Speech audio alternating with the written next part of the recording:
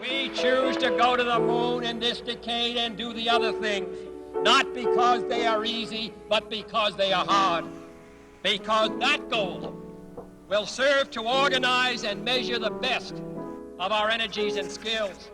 Because that challenge is one that we're willing to accept, one we are unwilling to postpone, and one we intend to win. President Kennedy's bold vision: unleash our imagination. If we could put a man on the moon within the decade, what else could we do? Suddenly, the impossible seemed possible. And throughout the 60s, America would experience a renaissance of new possibilities, philosophies, and serious challenges. In living color. Listen to my story about it. Leave it to Mr. Whipple. President Kennedy died. The Beatles! Hello. I didn't ask for a declaration of war. We'll get to the promised land.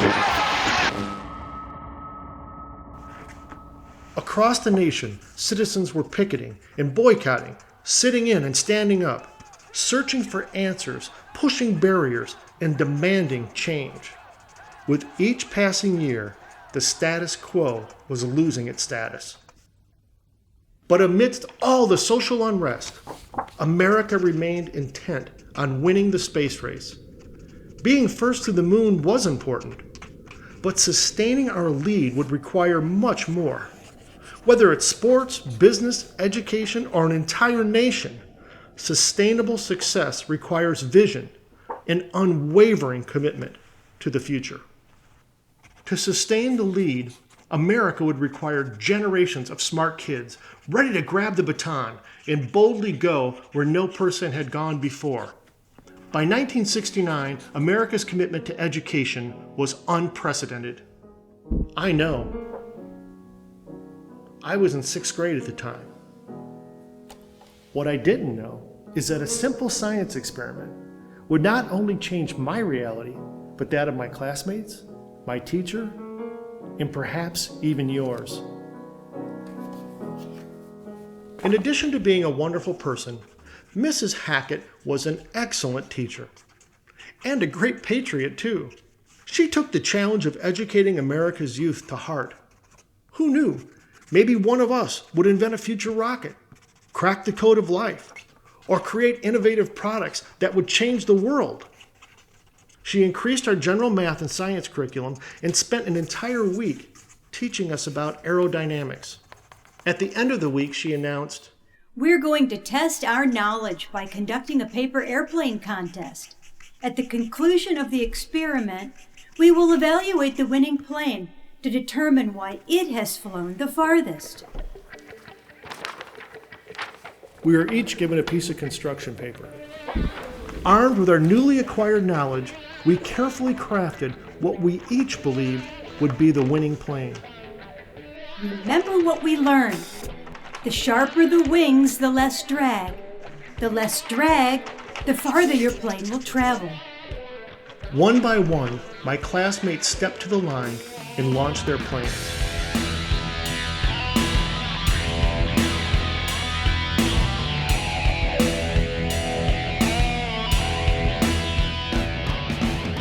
A few planes barely flew 5 feet, while others traveled surprisingly far.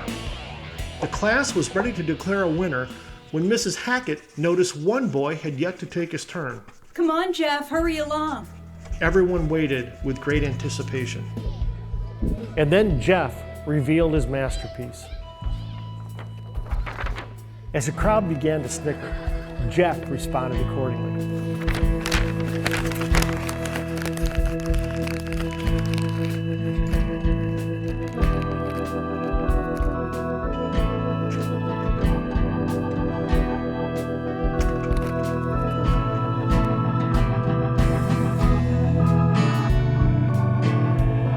Time stopped.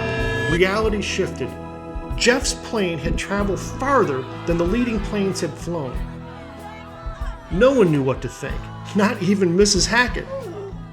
While no official winner was declared, that day I realized while knowledge is important, creativity is our most powerful asset. It always has been. Creativity can change reality. A few months later, on July 20th, along with millions of others, I watched as Neil Armstrong and Buzz Aldrin made history. Indeed, it was a giant leap for mankind. But accomplishments like that don't just happen.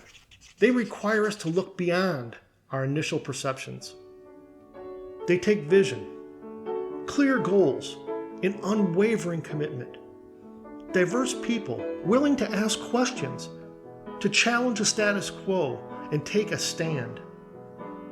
They require looking ahead, preparing for future success, sharing knowledge, remaining open-minded, learning from experience, and measuring our progress. We put a man on the moon, and that was nearly half a century ago.